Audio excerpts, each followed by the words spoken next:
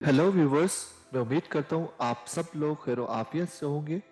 आज के लेक्चर में हम लोग देखेंगे कि हम लोग अपनी वर्चुअल मशीन पे नेटवर्क कॉन्फ़िगरेशंस किस तरह परफॉर्म कर सकते हैं।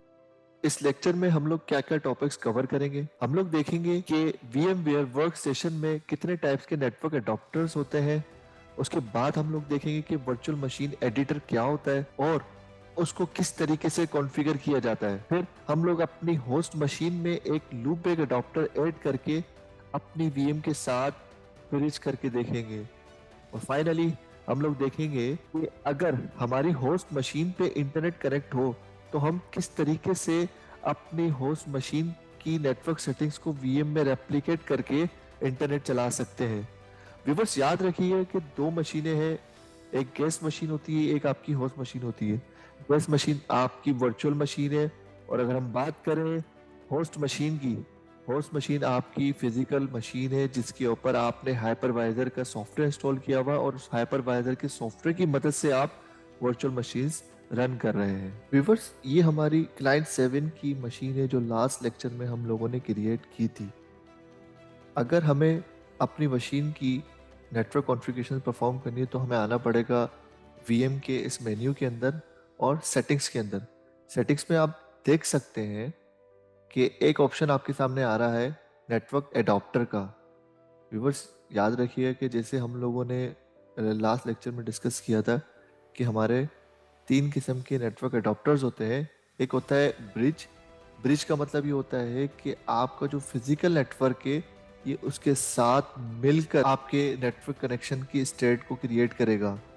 और रेप्लिकेट का मतलब ये है कि जिस तरीके से अगर आप लेन नेटवर्किंग यूज़ कर रहे हैं, अगर आपके पास लैन कार्ड लगा हुआ है आपके लैपटॉप में या आपके सिस्टम के अंदर और आपने उसको लैन केबल के थ्रू कनेक्ट किया हुआ है किसी स्विच या राउटर के थ्रू, तो फिजिकल मशीन जो कि आपकी होस्ट मशीन है, फिजिकल मशीन के अंदर जो नेटवर्क कॉन्फ़िगरेशंस होगी ब्रिज होने के बाद वो सारी की सारी कॉन्फ़िगरेशंस आपके VM मशीन के साथ ब्रिज हो जाएगी। दूसरा ऑप्शन होता है आपका नेटिंग का। नेटिंग का एक पूरा प्रोसेस होता है। अगर आप अपनी VM मशीन के ऊपर एक नेटिंग चलाना चाहते हैं तो आप इस पे क्लिक कर दें और नेटिंग का मतलब ये होता है कि आप अपनी पब्लिक IP को ट्रांसलेट कर रहे हैं। तीसरा ऑप्शन होता है होस्ट ओनली का। व्यूअर्स, याद रखिएगा कि आप जितनी भी मशीन VMware वर्क स्टेशन के ऊपर रहकर बनाते हैं उनको कोई भी नेटवर्क असाइन करते हैं या कोई भी नेटवर्क कॉन्फ़िगरेशंस के ऊपर परफॉर्म करते हैं तो वो सारे के सारे आपस में होस्ट ओनली ऑप्शन के ऊपर एक दूसरे से बात कर रही होती है। अगर तमाम की तमाम VMs अगर होस्ट ओनली के ऊपर आप रखते हैं तो इसका मतलब है कि वो सेम नेटवर्क के ऊपर है और वो आपस में बात कर सकती है। चौथा ऑप्शन आपको यहाँ पर है कस्टम का। कस्टम का मतलब ये कि आप अपनी मर्जी से कोई एक सबनेट बना सकते हैं। मतलब आपने एक स्विच लिया, उस स्विच को एक नेटवर्क असाइन किया और उस नेटवर्क की बेसिस के ऊपर आप मल्टीपल VMs को कम्युनिकेट करवा सकते हैं। अगर हमें कस्टम की सेटिंग्स हमें करनी हो तो कस्टम के लिए आप देख सकते हैं कि आपके सामने VM नेट 0, 1 और 8 के नाम से 3 नेटवर्क एडॉप्टर्स यहाँ पे शो करवाए गए हैं और इनकी सेटिंग्स हम लोग परफॉर्म कर सकते हैं अपने वर्चुअल नेटवर्क एडिटर से। कस्टम में ये होता है कि आप अपना एक वर्चुअल नेटवर्क खुद से डिज़ाइन कर सकते हैं और वर्चुअल नेटवर्क आप वर्चुअल नेटवर्क एडिटर के थ्रू ही डिज़ाइन कर सकते हैं। वर्चुअल नेटवर्क एडिटर क्या होता है, आइए देखते हैं। वर्चुअल एडिटर पर जाने के लिए आप क्लिक करेंगे एडिट के मेन्यू पे। यहाँ आपके सामने वर्चुअल नेटवर्क एडिटर का एक ऑप्शन नज़र आ रहा होगा, इस पे आप क्लिक करेंगे।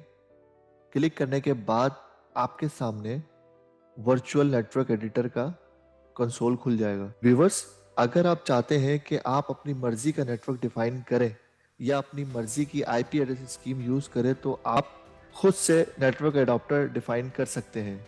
आइए देखते हैं कि हम किस तरीके से एक नेटवर्क एडॉप्टर डिफाइन कर सकते हैं।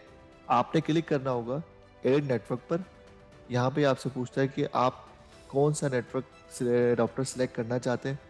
कोई भी एक नेटवर्क एडॉप्टर सेलेक्ट कर ले जो इस कंसोल के अंदर मौजूद ना हो। अभी यहाँ पे हमारे सामने मौजूद है 0, 1 और 8। उसके अलावा मैं सिलेक्ट कर लेता हूँ VMnet 2 और ओके कर दें। ओके करने के बाद ये आपको तमाम ऑप्शंस यहाँ पे अवेलेबल कर देगा।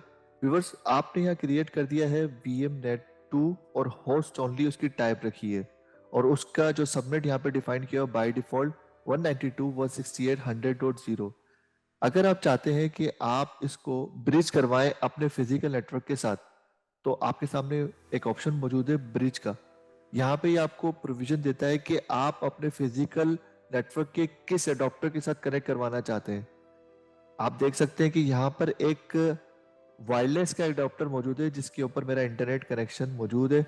अगर मैं इसके ऊपर क्लिक करने के बाद इस नेटवर्क को ब्रिज करता हूँ, तो ये क्या करेगा, इस एडॉप्टर के ऊपर मेरी जितनी भी फिजिकल मशीन की जो नेटवर्क कॉन्फ़िगरेशन है उनको रेप्लिकेट कर देगा और आपकी VM के ऊपर इंटरनेट चलाना शुरू कर देगा। इसी तरीके से नेट का प्रोसेस भी बिल्कुल वही है जिस तरीके से हमने अभी नेटवर्क एडॉप्टर की सेटिंग्स में देखा कि अगर आप प्राइवेट आईपी को ट्रांसलेट करवाना चाह रहे हैं पब्लिक आईपी के ऊपर, तब ये आप ऑप्शन यूज कर सकते हैं। और होस्ट ओनली का ऑप्शन अभी हमने देखा कि हम होस्ट ओनली का ऑप्शन उस वक्त यूज कर सकते हैं जब हम प्राइवेटली जितनी भी VMs है हमारी जितनी भी VMs हो उन सब को हम प्राइवेटली कनेक्ट करना चाह रहे हैं किसी एक नेटवर्क के थ्रू। यहाँ पे आपके पास प्रोविजन मौजूद है कि आप अपनी मर्जी से सबनेट डिफाइन कर सकते हैं। अगर आप सबनेट डिफाइन नहीं करना चाह रहे तो आप सिर्फ नेटवर्क एडॉप्टर की सेटिंग्स को सिलेक्ट करें, जिस तरीके से हम VM के अंदर जाके सेटिंग्स में हमने देखा था। नेटवर्क एडॉप्टर की सेटिंग्स में जाके हमने होस्ट ओनली पे क्लिक किया था, तो इसमें यह था कि आप अपनी VMs को अपनी मर्जी से IP दे सकते हैं, पर वो सब के सब VMs एक ही नेटवर्क के ऊपर होनी चाहिए। आप कोई भी अपनी मर्जी से आप IP दे सकते हैं। अगर आप चाहते हैं कि मैं स्पेसिफिक नेटवर्क की स्पेसिफिक सबनेट की IP दूं, तो उसके लिए आपको वर्चुअल नेटवर्क एडिटर के अंदर आना होगा। वहां जाके आपको अपने सबनेट डिफाइन करना होगा। अभी यहाँ पे हमने एक एडॉप्टर ऐड करवाया। एडॉप्टर ऐड करवाने के बाद उसे IP स्कीम दी 100.0, तो हम इसे चेंज भी कर सकते हैं। इसको हम 10.0 भी दे सकते हैं। अगर आप चाहते हैं कि VMs को हम मैन्युअली IP दे, तो आप मैन्युअली भी IP दे सकते हैं। अदरवाइज आप यहाँ पर एक ऑप्शन है यूज लोकल DHCP सर्विसेज। आप DHCP सर्विसेज के थ्रू भी अपनी प्राइवेट वर्चुअल मशीन्स को IP असाइन कर सकते हैं। और अगर आप DHCP सर्वर की सेटिंग्स करना चाहते हैं तो इस ऑप्शन पे क्लिक करें और ये आपको सारी की सारी DHCP से रिलेटेड जितनी भी सेटिंग्स होगी वो यहाँ पर आप परफॉर्म कर सकते हैं। व्यूवर्स, यहाँ मैं सेटिंग करने लगा हूँ कि मेरी फिजिकल मशीन के ऊपर इस वक्त इंटरनेट चल रहा है और मैं अपने इस नए अडॉप्टर के ऊपर इंटरनेट चलाना चाहता हूँ, इंटरनेट की कॉन्फ़िगरेशन परफॉर्म करना चाहता हूँ। तो मुझे क्या करना होगा कि VMNet2 के ऊपर आके मैंने इसे ब्रिज सिलेक्ट किया।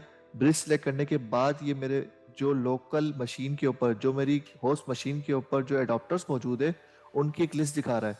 और मुझे पता है कि मेरा जो इंटरनेट चल रहा है वो इस वक्त चल रहा है Intel dual band wireless AC के ऊपर।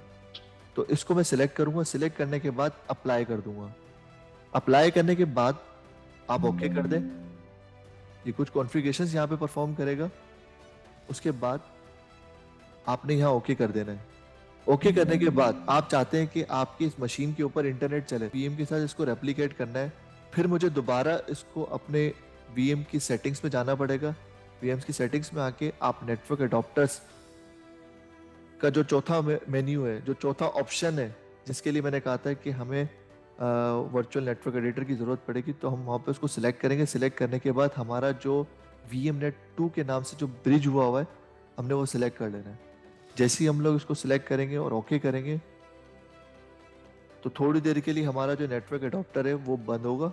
बंद होने के बाद वो अपने आप को कॉन्फ़िगर करेगा। कॉन्फ़िगर किस तरीके से करेगा? मेरी होस्ट मशीन के मुताबिक कॉन्फ़िगर करेगा। अब यहाँ पे मैं इंटरनेट एक्सप्लोरर खोलता हूँ।